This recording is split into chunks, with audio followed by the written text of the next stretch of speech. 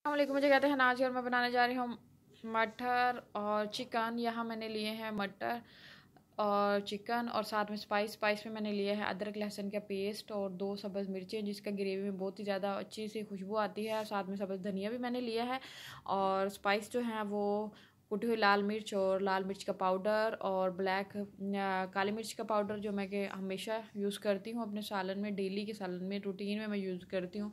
और साथ में जो है वो मैंने हल्दी ली है और सॉल्ट और एक अनियन।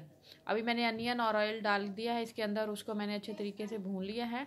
और भूनने के बाद अनियन जब थोड़ा सा रेड कलर का हो जाए और उसके बाद मैंने इसके अंदर अदरक और लहसुन का पेस्ट ऐड कर दिया है। उसके बाद मैंने इसके अंदर ऐड किया है जो स्पाइस हैं, ड्राई इंग्रेडिएंट्स सारे मैंने इसके अंदर स्पाइस जो हैं वो मैंने ऐड कर दिए हैं। उसके साथ में अभी इसको भूनने के बाद मैं इसके अंदर चिकन ऐड कर दूँगी। चिकन जो है वो मैंने कट करके और धो के रख दिया था और हल्का सा पानी मैंने इसके अंदर इसलिए डाला है ताकि मसाला जो है जो जल रहा था और वो अभी अच्छे तरीके से पक जाएगा। अभी मैंने इसके अंदर चिकन ऐड कर दिया है, जो कि मैंने सिरके से मीडियम साइज़ की जो है वो बोटियाँ मैंने बना के रखी हुई थी इसकी, वो मैंने इसके अंदर ऐड कर दिया है। अभी मैंने लिए हैं मटर और मटर को मैंने ऐड कर दिया और इसके साथ मैंने जो एक ग्रीन मिर्च ऐड किया, इसका टेस्ट मैंने पहले से नहीं ऐड किया क्योंकि वो वो ज़्यादा उसकी भुनाई हो जानी थी। अभी जो मैंने ऐड किया है तो ये थोड़ी भुनाई होगी, उसका टेस्ट ज़्यादा आएगा।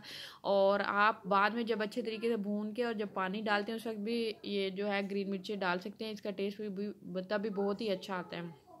अच्छा जी, अभी ये मैं इसकी भुनाई हो गई है। भुनाई के बाद मैं इसके अंदर पानी ऐड कर दूंगी, जितनी ये ग्रेवी मुझे रिक्वायर्ड होगी उसके हिसाब से। अभी मैंने इसके अंदर पानी ऐड कर दिया है और अब मैं इसको लगा दूंगी प्रेशर का ढक्कन और इसके ऊपर मैं विसल नहीं यूज़ करूंगी क्योंकि विसल से जो ज़्यादा गल जाएगा। तो उसके बाद जो है वो धनिया मैं ऐड कर दूंगी। धनिया ऐड करने के बाद मैं थोड़ी देर इसके ऊपर ढक्कन दूंगी ताकि जो है वो अच्छे तरीके से इसकी तह बन जाए और इसकी लुकिंग बहुत ही ज़बरदस्त आए। अगर हम पकाने के बाद इसके ऊपर थोड़ा कवर नहीं करेंगे तो वो ऑयल जो ऊपर नहीं आएगा।